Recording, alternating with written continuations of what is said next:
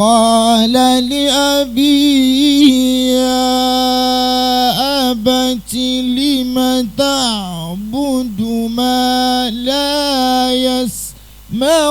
ولا يبصر ولا يغني عنك شيئا يا أبت إني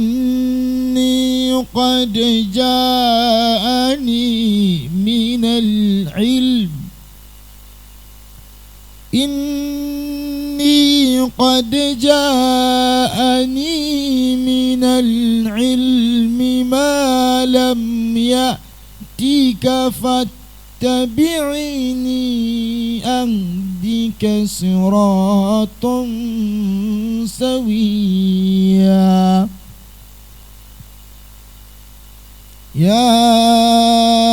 أبت لا تعبد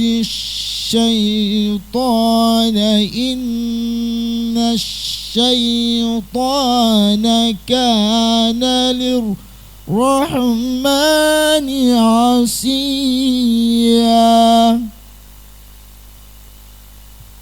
يا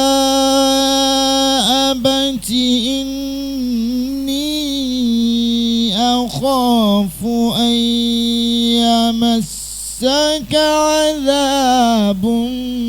من الرحمن فتكون للشيطان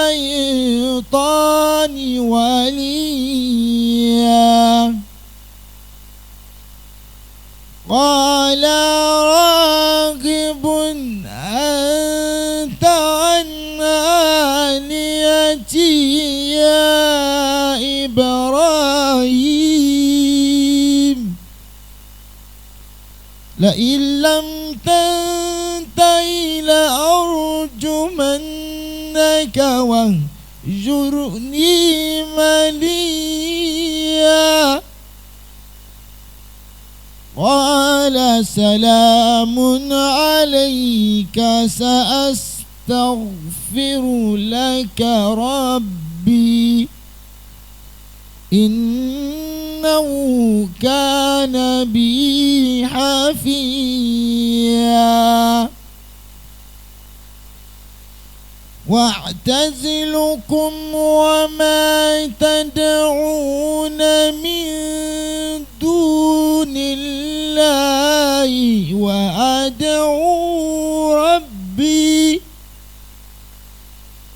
وأدعو ربي عسى ألا أكون بدعاء ربي شقيا فلما اعتزلهم وما يعبدون من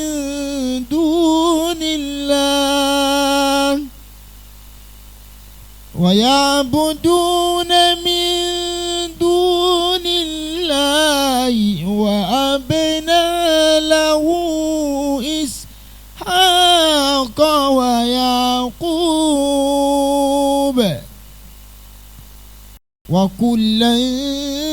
جعلنا نبيا ووهبنا لهم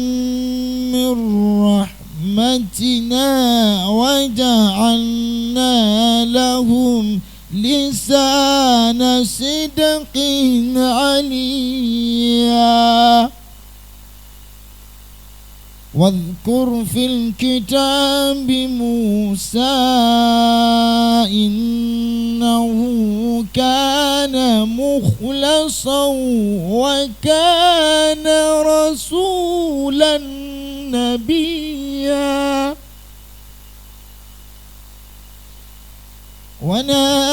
وناديناه من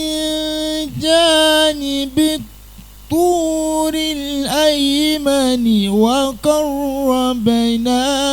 نجيا ووهبنا له من رحمتنا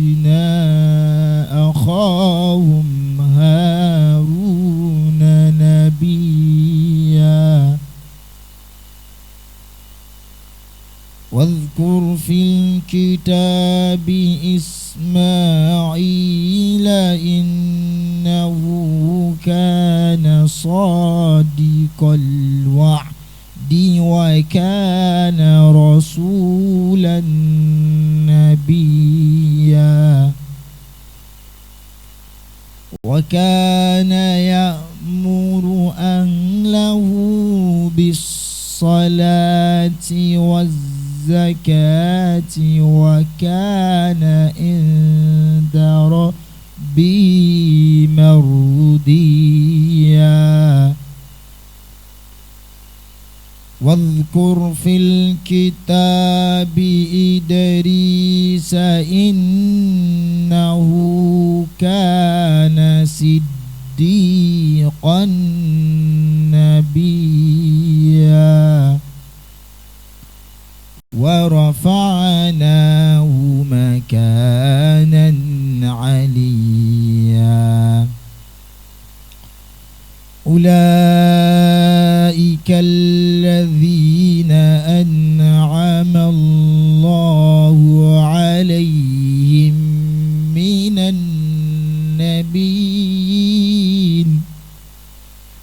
من النبيين من ذرية آدم وممن حملنا مع نوح ومن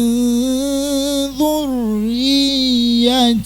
إبراهيم وإسرائيل وممن هدينا واجتبينا إذا تتلى عليهم آيات الرحمن خروا سجدا وبكيا فخلف من بعدهم خلف أضاعوا الصلاة واتبعوا الشهوات فسوف يلقون غيا إلا من تاب وآمن وعمل صالحا